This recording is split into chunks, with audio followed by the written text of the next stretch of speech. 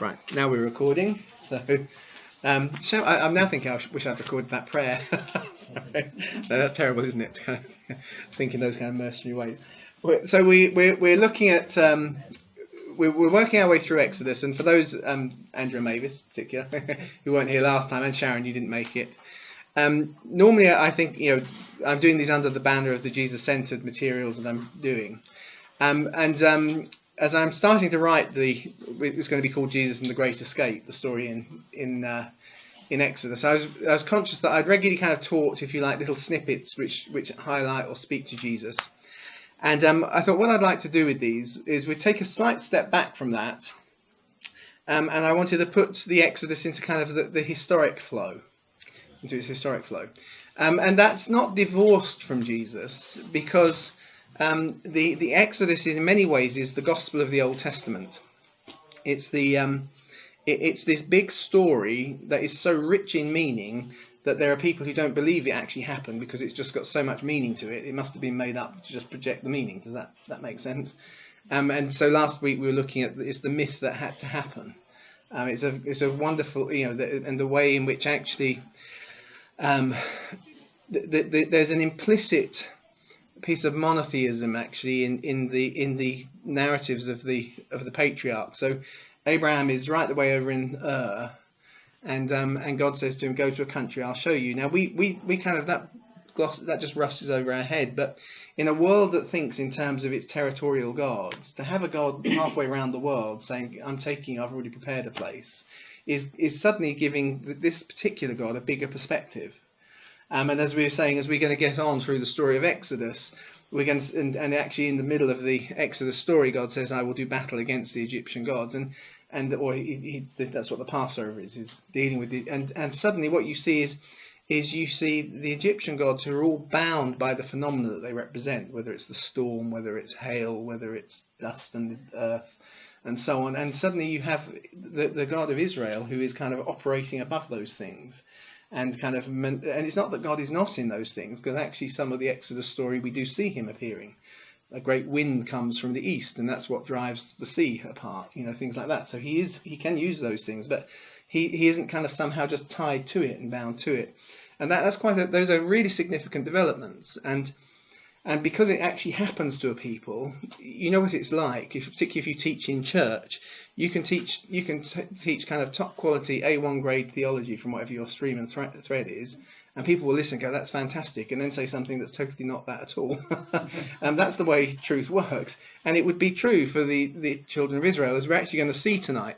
They're not always perfect monotheists, but somehow the story of the Exodus somehow impinges on them something about, if you like, the bigger nature of their God and the kind of the for everybody nature of their God. And so when he says to them when they go out that they have to be a blessing elsewhere, which he's already said to Abraham, and they're not to treat those badly who come to live with them because they once were foreigners in a foreign land. All of those things are now really worked into their psyche because they actually went through the experience.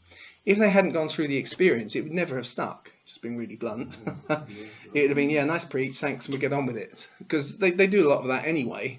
It just would have happened without. So it's kind of, this story is so fundamental to shaping, if you like, the salvation thread of the Old Testament. So anyway, we looked and we set things in history last time, and we saw we were talking how I was just saying to stick with the biblical narratives.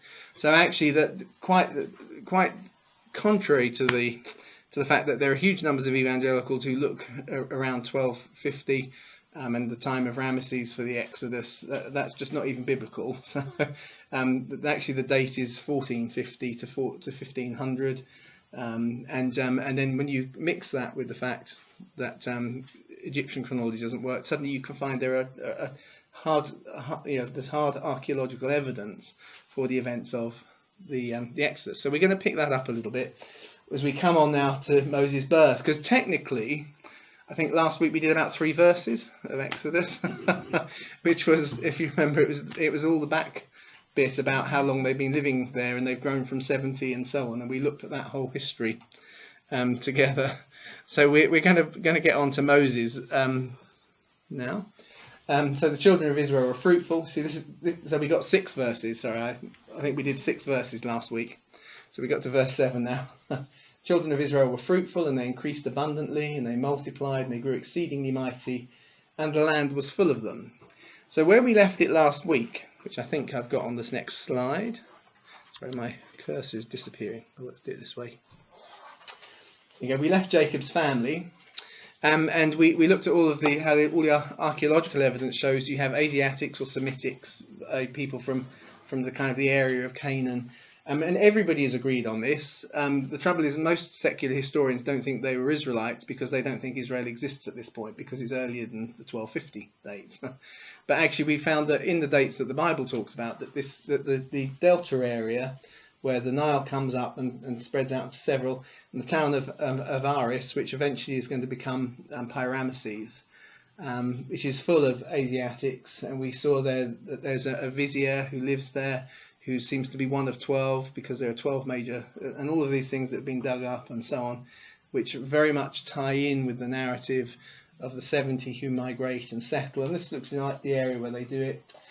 But what actually happens is, while they're there, in the years that they're there, the Asiatic population here grows and grows.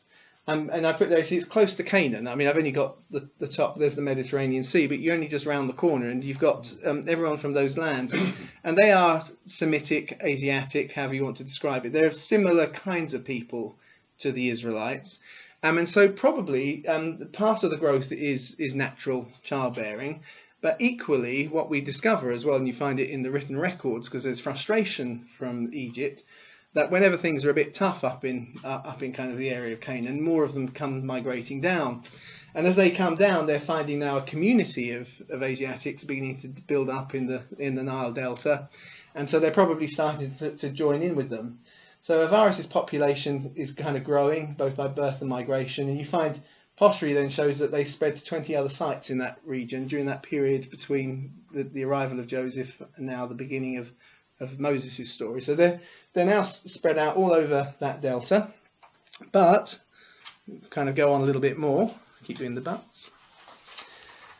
They also spread right the way down the Nile. So they're not just concentrating there, but we find them now spread further afield. So we actually find one of the two oldest inscriptions that refer to El is down in the city of Thebes.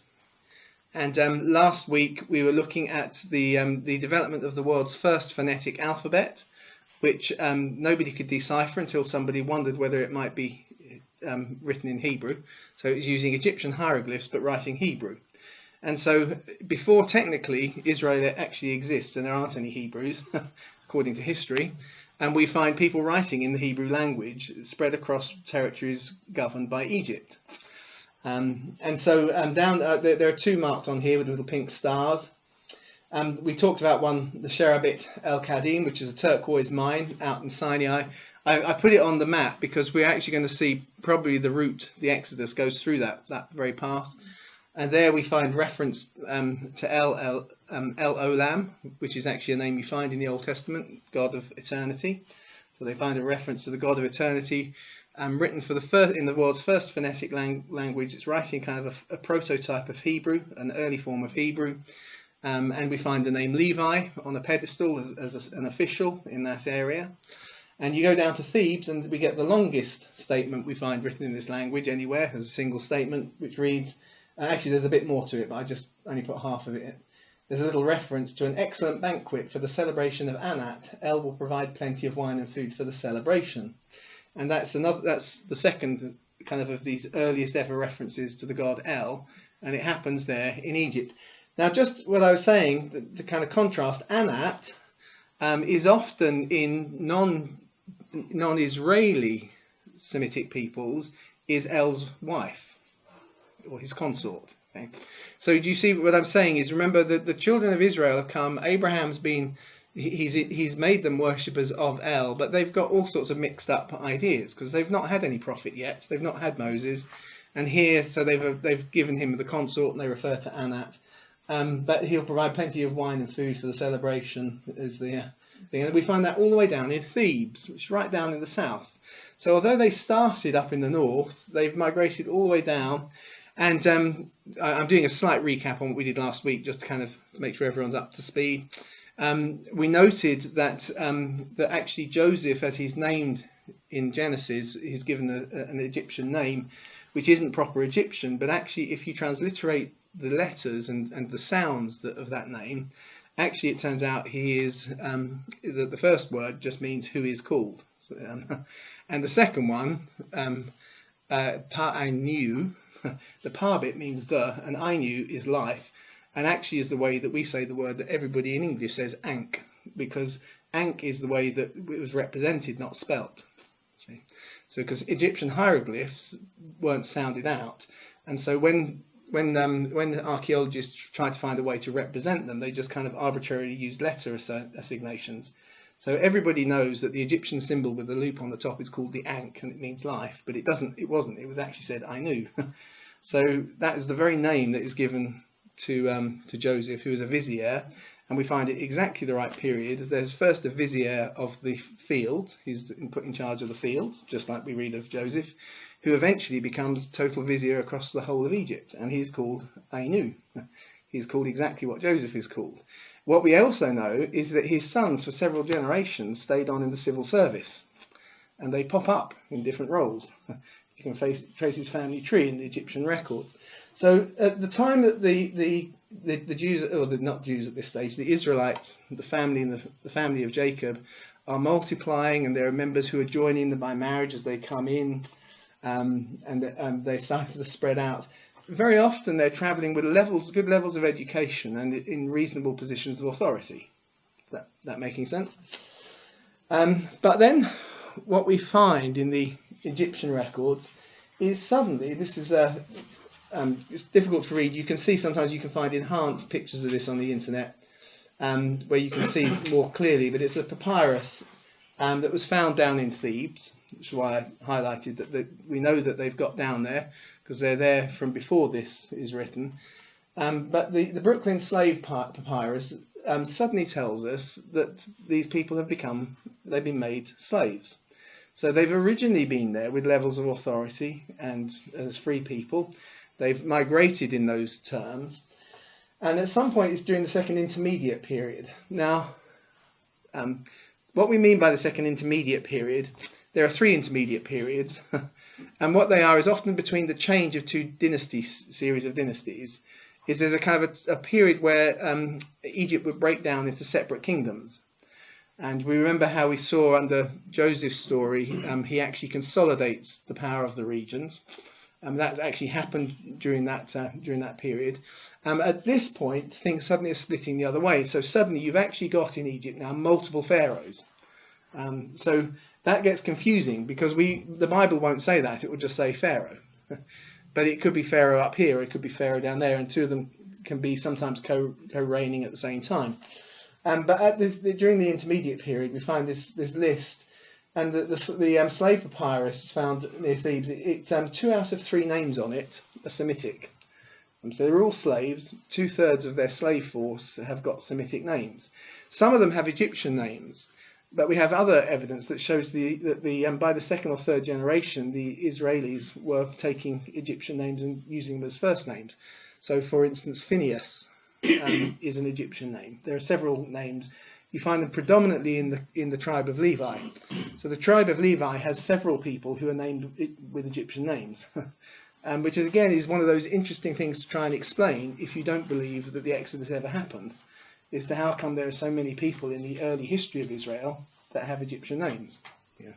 So anyway, 2 out of 3 of the names on this list of slaves in the second intermediate period are now Israelis. So the record's dated to the reign of a guy called Sobek-Hotep III, who, as it turns out, was a usurper. He wasn't from the same line of pharaohs that had run just up to this period, because, as I said, we're in this period where it's all churning over, everything's breaking up. So this is the first reference to Semitic slaves, and one of the slaves in this list is actually called Shirpa. I've highlighted that one because we read there the king of Egypt spoke to the Hebrew midwives, one of whom was called Shirpa, or Shipra. Shipra. It doesn't mean that this is the same Shipra, but it's a name that's knocking around with the Jewish slaves at exactly the right period of time. The other thing to notice, oh yes, that's right, he's a usurper. He's unconnected to the line that knew Joseph, because we read in Exodus a Pharaoh emerged who didn't know Joseph, i.e., and the implication, obviously Joseph's died a couple of hundred years ago. The implication isn't that he didn't know Joseph. What he means is he doesn't know his legacy. He doesn't know his people. And it's that one, and that one actually, which is the same period we find the Brooklyn slave papyrus from, Sobek-hotep III, is the first who breaks into that line. And we find so that break point from the Pharaoh that we see as being related to Joseph and his dynasty coming out of him, the point it breaks is the point that we find the Semitics suddenly being enslaved. So you can see how its story is putting together. I'm a little worried that I'm going too fast for the slides I took. It took me forever I say forever. I spent most of today just kind of putting these slides together, putting the pictures together. And I'm now thinking I'm going to get through them in 10 minutes.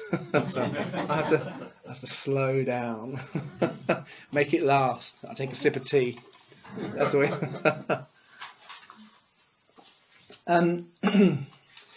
So yeah, the same list. You also find names Issachar and Asher, and a couple of other lesser known kind of names that you do find in the Bible in there. So it is fascinating, particularly when you still meet people who are totally convinced there is no evidence for the Exodus in Scripture. Which gives us a little bit of a date, 1525. We can say with kind of a little bit of flexibility that seems to be the date for that date has come about. It's not if you go on Wikipedia and look up Sobek-hotep III, it's a date of about 150 years before this. So this is a good point to take one of those little digressions on Egyptian chronology, because as I've been kind of deliberately preparing these things, I was always vaguely aware about some of the arguments about the chronology of Egypt. But I've been absolutely amazed as I've started pulling pieces together, because I've started to find a much bigger picture than I'd realised. So the basic framework that is kind of accepted in academic circles roots all the way back to the 19th century. Now, in the 19th century, they hadn't yet translated hieroglyphs. So it was done very, very roughly, but there was a rough framework put in place. And back in the 19th century, two academics came along and said, this makes no sense whatsoever. It's a real mess. It needs to be redone. And they proposed other schemes. But what happened on each of their occasions when that was done is people looked at their schemes and said, well, that doesn't work. And in their defensiveness, they became more entrenched in holding on to the old position. And then, as we were thinking last week, a French Christian archaeologist, Campignon, deciphered the hieroglyphs for the first time and found that reference to Shoshenq, which he identified with Shishak, and we kind of locked those things in. And we saw the error of that last time, which has led to the kind of dating of Exodus to 1250, when the Bible clearly says it isn't. It's much earlier than that, and all of that sort of thing. But this date, 1525, you remember how I was saying that when it comes to chronology, in your ideal world, you find astronomical events because you can fix those with great certainty. And this 1525 date is it's a mix. And then what you do is you kind of work your relative dates together from that. It's actually locked in because there is a connection with Assyrian history by a series of kind of relationships, kings who are named in other kings' references. So you read a reference and he'll refer to beating so-and-so, and you read somebody else's and he gets defeated by that person. So you can connect those two. They obviously coexisted. So there's a chain of events that allows us to kind of pull some of this middle period of Egyptian chronology. And the thing that's really interesting is, using that method, it puts Sobek-hotep III, who is the usurper, the pharaoh who doesn't know Joseph's story or Joseph's people, it puts him around 1525, i.e. 75 years before the Bible says the Exodus happens. So 75 years before the Exodus happens, we have a pharaoh in Egypt who is enslaving the people, and of course the Exodus happens when Moses is now in his 80s. So during his reign, or just after, because he doesn't last very long, he's followed on by another guy, Neferhotep I. So it's probably during Neferhotep I's reign that Moses is born. That makes sense. Because if the Exodus happens when he's in his 80s, and this is roughly speaking around that period, so 75 years before the Exodus, so roughly about that period, we can actually tie that in, as I say, by connected relationships up into Assyrian history, with an astrological event that's recorded within Assyrian history that allows us within kind of 20 odd years or so to be able to say that's when he should reign. But if you go on things like Wikipedia, it still will put him 150 years earlier, because they still tend to go with the standard chronology. So to complete the story I was saying is, then in the early part of the 20th century, there were other attempts made, and increasingly in response, what happened was people got more and more vehement in their defence of a position, but it was generating people saying, but it doesn't work, it doesn't make sense. Then what happened is in the late 60s and the early 70s, a guy came along whose name I can't pronounce, who got really annoyed at what a mess Egyptian chronology was, and convened a conference and wrote loads of books using the word chaos, the chronology of chaos, because he thought it was such a mess. Unfortunately, he also espoused some other wacky science theories, and so that allowed people to kind of write off his complaints, but actually the complaints were all genuine, if you can put it that way. You know, if someone is a bit nuts, but they tell you things that actually are demonstrably true, the fact that those things are demonstrably true doesn't, just the fact they're a bit nuts doesn't mean that they haven't pointed out perfectly valid things. The problem always is that whenever people tried to come up with a new theory to replace it, the critics would swoop in and say, what about this, what about this, what about this, throw it out, even though they have pointed out, what about this, what about this, what about this. But actually that problem has not gone away, which is why then in the 90s David Rohl came along and has made a new attempt with the new chronology for Egypt, which has got further than anybody else has so far, but it's not perfect, if I can put it that way. But the thrust of what I'm driving at is that what we can see is we can see the hard physical evidence, and roughly it's fitting together now. But that doesn't necessarily mean that everything you read will confirm what I'm saying to you. But that's part of the nature of what we're working in. So here Moses is born during his reign, Neferhotep I. During his reign I put there, but interesting, not under his reign. Now how does that work? Well, because after Sobek-Hotep I, we find this is where the intermediate period really takes off and things are really broken up. So Moses is actually born in the north under a different pharaoh, but at the time of this guy, Neferhotep I. That makes sense? So he's born during this guy's reign, but Neferhotep reigns in the south of covering Thebes, because he's part of that. Remember how we said that this is where the records that we're tying to these guys comes from. He's down in the south. Whereas Moses is probably, almost certainly, is born up because it talks about the building of Pyramises and so on, which is all up in the north. Moses is born up in the north of Egypt. So, we also, what's interesting is Josephus obviously tells us a lot about, he gives us a very kind of thoroughly Josephus style report of Moses' time in Egypt, but way before Josephus wrote one, there was a previous history of the Jews in Egypt, written by a guy called Artapanus. Unfortunately, we don't have any complete copies of his history. We have fragments, and we have large amounts that were actually preserved by the early church. They kind of preserved them in their writings. But he wrote what you would say is almost very self-consciously fantastical version of the history of Jews in Egypt. So in his one, for instance, Abraham basically, when he turns up, he teaches Pharaoh how to read and how to write and invents the first languages, and he tells them how to do astrology and so on.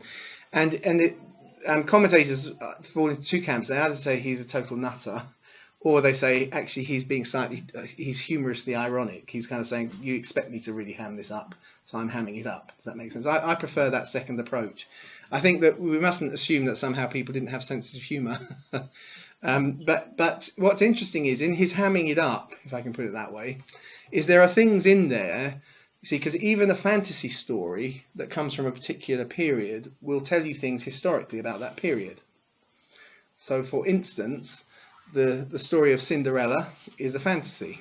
See, but as has been pointed out by historians, that glass slipper actually is probably just a misspelling of fur slipper, and actually fur slippers do exist in the period of the story comes from. Does that make sense? So fur slippers really were worn by people at the period that the story first originates from. So you've got some history in the fantasy. Does that make sense? And so there's some interesting little bits that come out from Artapanus. So for instance, he sets and tells us that Moses happens in a period when Egypt was divided into smaller kingdoms. So that happens 3 times. We call them the first intermediate period, the second intermediate period, the third intermediate period. Well, the first intermediate period is way too early. The third intermediate period is way too late. So he has to be talking about the second. That makes sense? So Artapanus, who writes his history, sets the story of Moses in the same period that we've just found from archaeology, which we've dated with astronomy to put to a date which matches what the Bible tells us. You see all the different pieces are coming together, and that this is the second intermediate period we're talking about, when everything is breaking down into the smaller kingdoms. And he also tells us that Moses' adopted Egyptian mother marries a neighbouring Pharaoh, so it's not the Pharaoh that Moses is born under, and that Pharaoh is called Kenophrase. His way of writing it. He writes it in Greek because he's writing in Alexandria in 3 BC, which is a Greek-speaking part of the world. So Kenophrase, is there a Pharaoh called Kenophrase? And the answer is yes, there is. There's only one in all of history, and he happens to be in the second intermediate period. Okay, so it's not like Ramesses. There's a lot of Ramesses, or even Sobek-Hotep, who we've already got up to number 4. He's a bit of a mouthful, but for some reason it was a popular name. Actually, well, we haven't got to number 4 because we're actually going to see Kenophrase is part of his name. Hang on, let's go back. So in Egypt's long history, there's just one pharaoh who fits that description. So a guy called Sobek-Hotep the fourth, who is not a bodily descendant of Sobek-Hotep the third. Sobek-Hotep is his kind of regnal is part of his title. But he actually, when he gets coronated, he takes the name Khenephere, which has become in Artapanus Khenepher, without the A on the end, the Ray on the end. And he actually does rule during the second intermediate period, and when Egypt was broken into smaller kingdoms. He's actually the younger brother of Neferhotep the first, who we've already identified previously. And so Neferhotep the first reigns in the south, and he's the younger brother. And so what he decides to do is he gets him married to the pharaoh of the north. Not to the pharaoh, but he gets married into that family. So he marries the daughter of the pharaoh who's ruling over the land of Goshen, or Avaris, the town of Avaris, where the Jews have been living, where probably therefore Moses is born. Is that all kind of making sense? And this is now from Egyptian records, not from biblical records.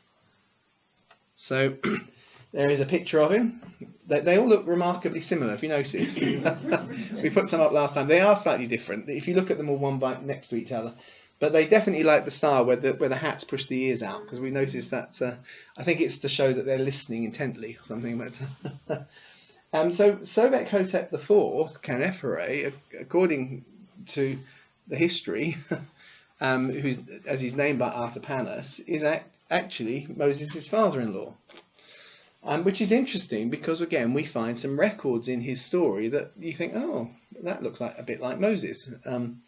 So he's actually he becomes the most powerful pharaoh of this period, because he actually consolidates a big chunk of Egypt back together. And the part of the way he does it is that he, of course, he's come from the family of the southern kingdom. He unites. He becomes the heir of the northern kingdom, and so he ties the two together. So we suddenly have a big chunk of what was originally one big nation. The two key chunks of it are now tied back together. So that first step of consolidating is perhaps by his marriage to Moses' adopted mother. So it's perhaps his first step, but that is something we know he does do. He draws the kingdom back together, starts patching the framework together. So, reading in Exodus, back in the north, it says, we read that Pharaoh who's reigning up there, who's not Neferhotep, he's somebody else, is the one who probably therefore says, come, let's deal wisely with them. Now, Sobek-Hotep, the third, has set up a precedent down in the south of enslavement, so they're probably already doing that. Lest they multiply and it happens that if any war breaks out, they join themselves to our enemies and fight against us. That little phrase, we'll just remember it, because we're going to see in Egyptian history a little moment happens which suddenly makes them very conscious of the people living amongst them, and they would escape, and they'd fight against us, and they'd escape out of the land. So they set taskmasters over them to afflict them with their burdens, and they built the storage cities for Pharaoh, Pithom and Ramesses. Now, the fact that Pithom and Ramesses are called that is part of the reason why people were so convinced that the Pharaoh of the Exodus was Ramesses, because there's his name. They said, well, obviously if they're building the city of Ramesses, it couldn't be before Ramesses.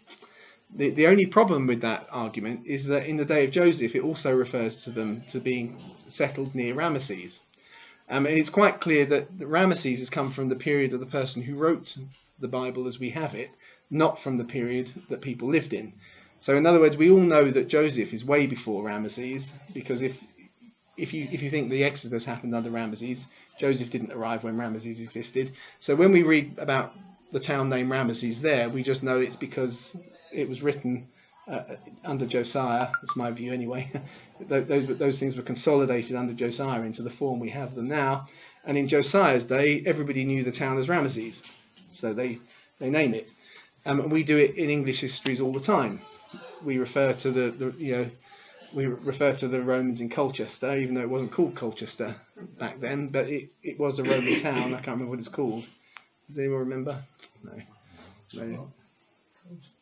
Colchester had a proper Latin name, didn't it?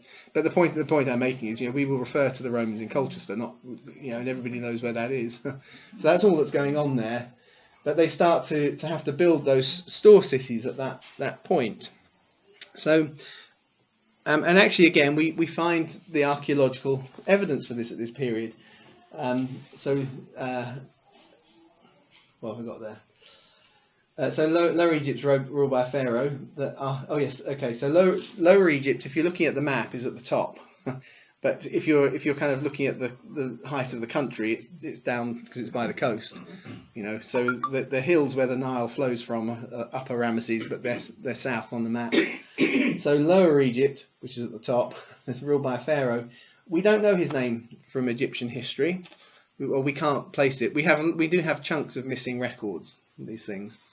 But Artapanus, who gives us the history, calls him Palmonothes. The problem is we know from the way he turns Egyptian names into Greek, they're not always brilliant for trying to work out what the original Egyptian was. We got lucky with Canaphrase that is so close, but most of the time it's quite complicated. So we don't necessarily know the name of this pharaoh, so the name can't be identified. But presumably he follows the lead of Sobek-Hotep in the third down in Upper Egypt by enslaving the Israelites, forcing them now. Because they're still on friendly terms. It's just they're kind of doing their own thing. So in his territory, Semites pretty much at this stage in numbers the indigenous Egyptian population. And we've seen that makes sense, but actually you can physically see it in terms of the pottery that's being used. That there's it's and this is the area, as I say, they're coming in from Canaan, related families, related people. So it's not just the growth of Jacob. They're getting by marriage. They're bringing all sorts of others. So that kind of group, which is probably why they're adopting things like Anat to be the consort of El, because all of that sort of thing is probably going on. But actually that makes it, of course, quite a sensitive sort of situation. And we read in the Bible that they're worrying about numbers, and because they're so numerous. And in this part of Egypt, it's not true of everywhere, but in this region under this pharaoh, the numbers probably are at least equal, or maybe even pushing it the other way. So the king of Egypt spoke to the Hebrew midwives, of whom the name of one was Shiphrah, which we've already noticed, that name down in Thebes. it doesn't mean at all it's the same person. You know, a lot of the names will be multiplied within the tribes, but it's a common. It's a name that's common to that community. And the other was Puah. And he said, so when you perform the duty of a midwife to the Hebrew woman, and you see them give birth on the birth stool, if it's a son, you shall kill him. But if it's a daughter, you shall live. So if we kind of think about the psychology of it, you have Hebrew slaves who are helping the birth of children, and Pharaoh tells them that they've got to kill the male children as they're born. It's not likely to happen. Just being really, it's in one sense, it's not surprising that when he does it that way, it's not that effective. And so they just make the excuse of, oh, well, we got there a bit late, because he's not going to be there all the time. But then what he goes on, okay, I should have put the later verse, because later on he then said he changes his policy. So he now basically tells every Egyptian to kill a male baby if he sees him, if you remember. So he gives the instruction to the midwives. The midwives don't really do it, so it's not working. And they make their excuse. So he changes policy and basically says to every Egyptian, if you see a baby, kill it. Which is the context that Moses then gets born into, which is why his situation is that little bit more difficult. He doesn't just have to get through the moment of birth. He has actually now kind of has to be hidden for quite a long period. And from an interesting kind of little point of view, but from an archaeology point of view in the Nile Delta, there is a period where they can show they found 2/3 of adult funerals are women, which tells you that there has been some sort of cull of male babies. That's why they don't make it to adulthood. It's not 2/3.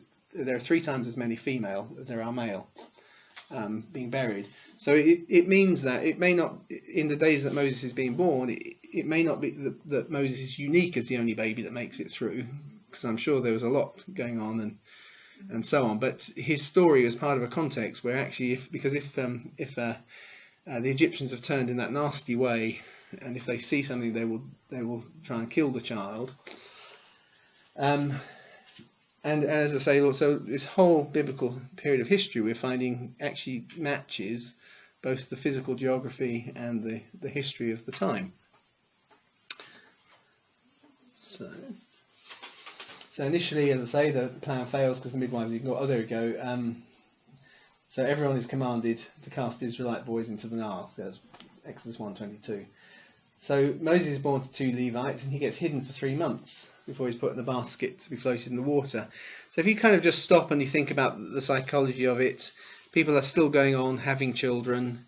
If a baby is crying, well, it could be a girl. So it's just about how you kind of hide and disguise.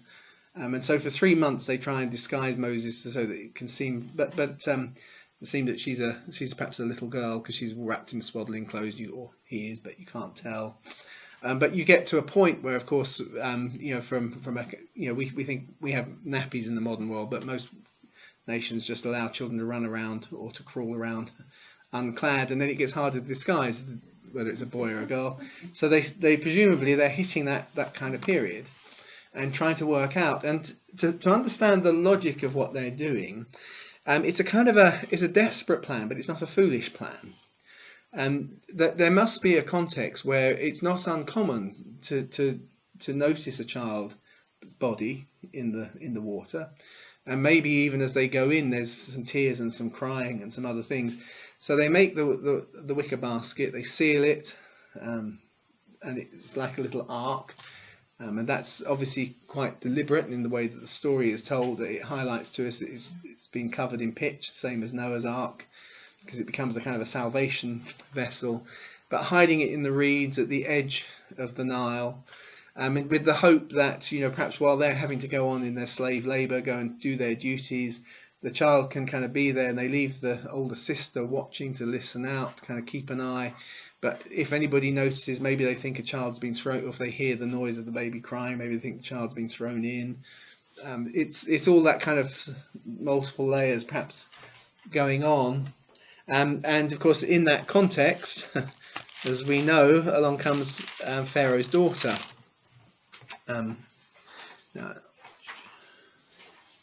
So I'm going to read it because I didn't bother putting it all onto the slides. Artapanus calls Pharaoh's daughter Meris. Josephus calls her Tamuthis. I find it easier to say Meris, so I'm going to call her Meris from now on. But it doesn't mean that they're necessarily wrong. They're both reporting in Greek via kind of various versions of the story and how you get there, and people shorten names, lengthen them, and so on. So it's just how they come to us. So it says, now a man from the house of Levi went and married the daughter of Levi. And the woman conceived, she bore a son, and when she saw he was beautiful, she hid him for 3 months. When she couldn't hide him any longer, she got a wicker basket and covered it over with tar and pitch, and she put the child in it, and they set it among the reeds by the banks of the Nile. And his sister stood at a distance to find out what would happen to him. Then the daughter of Pharaoh came down to bathe at the Nile, with her maidens walking along the side of the Nile, and she saw the basket among the reeds, and sent her maid, and she brought it to her. So when she opened it and saw the child, and beheld the boy who was crying, she had pity on him, and said, this is one of the Hebrew children. And then the sister said to Pharaoh's daughter, shall I go and find, call the nurse for the Hebrew woman, nurse for you from the Hebrew woman, that she may nurse the child for you. And you kind of get in the biblical account that there is obviously a fair degree of understanding going on. So at this stage, if we believe Artapanus' account, she's not married. But she's come down. And the Nile, of course, is the source of life and everything else. She sees the basket, sends her maid probably into the water, swims across, avoiding the crocodiles, brings it back. And she knows straight away this is one of the Hebrew children. Suddenly there's a girl saying, and there's a wet nurse. She probably kind of has that sense. But she kind of puts the child under a level of protection. And the impression we get, because as we go on through the story, is that certainly for a season, Moses is brought up in his Hebrew community, but he now almost has a sort of protected status because she's she's taken him into her care. So and as it says, and the child grew, and she, that's his mother, brought him to Pharaoh's daughter, and he became her son, and she named him Moses because she says, I drew him out of the water. So in Josephus's Antiquities of the Jews, we read, it was Thermusis who imposed on him the name Mouses, is the way he writes it, Moses, upon him from what happened when he was put in the river. And there's a really interesting little thing, because Moses' name has meaning both in Egyptian and in Hebrew. So both in Hebrew and in Egyptian, he has a very similar kind of meaning, which is why Josephus draws out. It wasn't actually a Jewish name. Sorry, which way around was it? It wasn't actually a Hebrew name. It was an Egyptian name, but strangely, it works in both. So in Egyptian, Mo means water. Actually, if you read on Josephus, he explains that Mo is water. And Euses means saved out of water, so it's a bit kind of a double thing. It's water saved out of water, so it's kind of super out of the water. You kind of get that from Jones's Dictionary of the Old Testament proper names. But an interesting thing to note, which Josephus doesn't touch, is that Mes or Mesu just simply means son. Mesu or Me. So in actual fact, you could have the Uses with Mesuses. Can you see that? Which is a son saved out of water, which isn't exactly the way that we get it from the Bible, but actually I quite like. That's my preference, is to see the first bit, the Mo, not as being an extra water, but being as a mess, short for Mesuses. So he's a son drawn out of the water. Whereas the Hebrew meaning is actually, Moses' name is a derivation of the verb that means to pull out, to draw or pull out, which of course is, again, he's drawn out of the Nile, he's pulled out of the water, pulled out of the Nile. And it's used of Moses, it's used twice by David, but 2 Samuel and Psalm 18 are actually the same passage, if you notice it. Psalm 18 is a kind of tidied up version of the song that David sings in 2 Samuel. So really it's just one occasion. And in there it's extended a little bit to mean out of the waters. He took me, he drew me out of many waters. And the idea of being pulled out of waters in the ancient world is a metaphor for death. So so in Jonah, when he talks about going into the waters, and because it's kind of, you're being covered and by this kind of chaotic whatever, and so it's like going into death. Just as you are born out of the waters, or there's life waters, and you go into the waters in death, into the underworld. And so in that sense, it means to be drawn out of death, if I put it that way. Just as in the Egyptian meaning is to be a son who's come out of death. So there is a lovely little kind of prophetic moment there. You can see Jesus in it very kind of clearly. The son who's drawn out of the waters. Well, Jesus does get drawn out of the waters in his baptism, but metaphorically he's also drawn out of death. He's the one who's been resurrected. And we have that kind of idea in both the Egyptian and the Hebrew, which makes me think it probably is worth noting what the name means. Some names you can take or leave, but it's kind of key, perhaps, with Moses. I've got that little reference there to Psalm 18. You're going to buy the book or get the book when it comes out in a week's time. But the end of Psalm 18, which is the account that it uses here, of course, the last verse of Psalm 18, we have the name Jesus, the word Messiah, both there in the last verse. So it's just kind of highlighting that one and doing a quick shameless plug. And if you're watching this on the video, you can buy it on Amazon, good price. Yeah. Right, where we go? So Moses, she calls him Moses. Oh yeah, there we go. So I put Messus says, the son saved out of water. If so, put Masha in the cull active participle, the way it's described, it actually means he who draws out of water. So it's the one who, and of course in that sense, because that's actually technically, it's not that she's drawn him out, it's more prophetic. Sorry, that's probably worth saying. So you take the word Masha, which means to draw out, you put it into that grammatical form, the cull active particle, and you say Moses, but it literally means someone who will draw them out. And of course that becomes prophetically what Moses does. He's going to draw them out through the Red Sea. He's going to draw the people out. He's going to save a son out of water.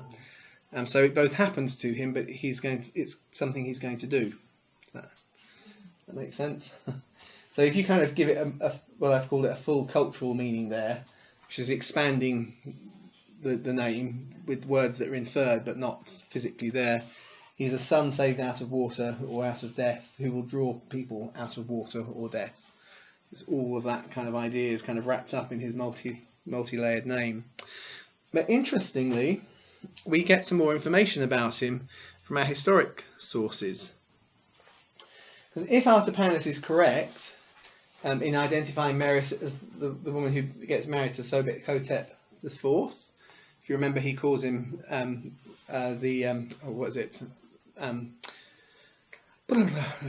sorry, my brain's kind of going into those. Renefre, isn't it? That's the Kenefre. Kenefre is the way he refers to him, but there's only one who's ever uses that name. It's that one. So if he's correct in identifying that, it actually means that when she gets married, Moses is about 10 years old. So she if that is the correct one. And interesting, if you read his narrative, well, actually, sorry, before we get to his narrative, what we do know is that Sobek-Hotep has 4 sons. And the oldest one is nicknamed Meow, which is kind of tempting to see, because actually the Egyptians, like every ancient people and like modern people, do nickname people all the time. We thought about that last week with Ramesses being Sisa, and finding that kind of common as a common sort of shortened version of his name. To think of Meow as being perhaps short for the Mo bit in Moses. So, you know, we have Mo Farah and do the Mo Bot. Here in Moses' day, his oldest son is nicknamed Meow, which is just kind of interesting again. And the quote here is from Artapanus. I, that's Meres, have brought up a child of divine form as I received him to the river. This is what she says. I thought it proper to adopt him as my son and as your heir. So this is what she says to her husband. So she offers this son that she has brought up, who, putting the dates together, looks like he's perhaps about 10 years old. She says he was divine because I took him out of the river, because the Nile is a demigod in Egyptian theology. It kind of almost is a god in its own right. The Nile is a god. So she's taken him out, and she uses that to kind of say, so he's a divine child. to her future husband. So he receives him. Now, Sobek Hotep isn't actually succeeded by any son. But of course, as we're going to see, Moses is going to disappear anyway. So if Meow, actually Meow is not short for Moses. It's actually short. Do you want to know for? It's actually short for cat. And when we when we say Meow, it actually does go back to ancient Egyptian. So a cat was called a Meow, basically. You can't make this stuff up. But actually, you can see how the whole thing can go. You know, if the name sounds a bit that way, and he's how those things. It doesn't. I'm not, because we're not saying it's a big proof. What we're just saying, it's just interesting to see all these little bits kind of connecting in these sorts of ways.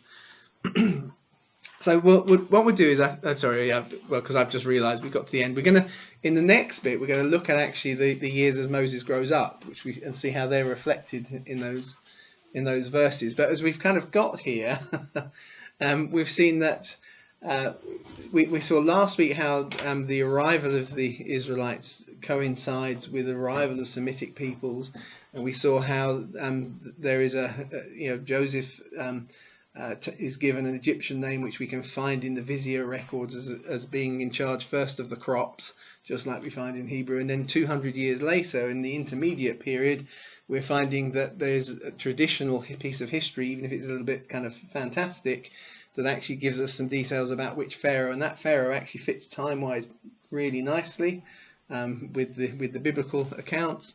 And actually, as you look at the situation, we actually find that the named Pharaoh has a story where he has 4 sons, one of whom even has a name that sounds a bit like a shortened version of Moses' name. So we put all these things together.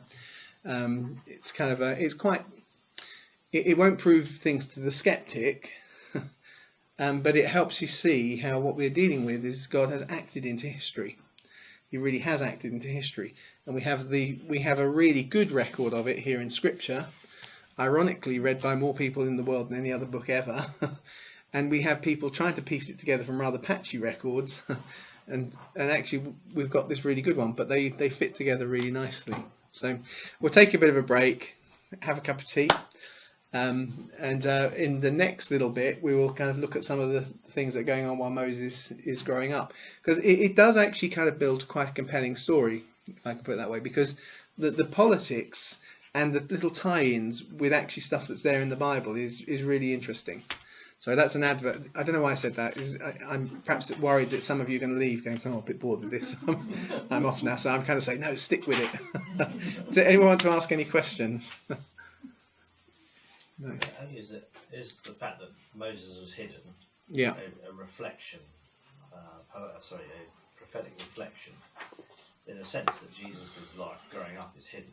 Yeah. He reappears when he starts his ministry. The same with Moses, he leaves, but then he's hidden in Midian, whatever. Yeah, for a number of years. Yeah, that's right. What fascinates me was the bit about saved out of water. Yeah. Because it's the birth of baptism. Yeah. It's salvation. Well, as I said, the motif is goes right the way through the Old Testament. So starting with Noah, who is kind of saved, and with his ark, which is similarly, straw. He makes it gopher wood. If you look at it, is that there are a number of now extinct reeds, and so the best understanding, because of the way actually we know now they built ships, is they built them out of reeds. So gopher wood is probably these really fat reeds. So this is a bit smaller because they're probably more like bulrush reeds, but in a mini scale, they've made another ark. They've covered it with pitch. So God is saving people through water. And he brings salvation not just to Jonah but to the whole of Nineveh by saving through water, creating a vessel that saves through the chaos on the water. And the symbolism in the ancient world of water being for death is this kind of saving through death. It's not saving from death, because we do enter into death, but we are carried through it. We go through it, if you know what I mean. And I really like that little bit. I'm waving at my computer screen, but it doesn't have anything on there. But It doesn't have the thing on there. I was hoping it would, but that actually you've got both dimensions. He is saved out of water, and he will draw out of water. Yeah. Is that wonderful kind of prophetic tension is really good, isn't it? But, good. Right. Well, I'll hit stop recording at this stage, so we can take a proper break and have a drink.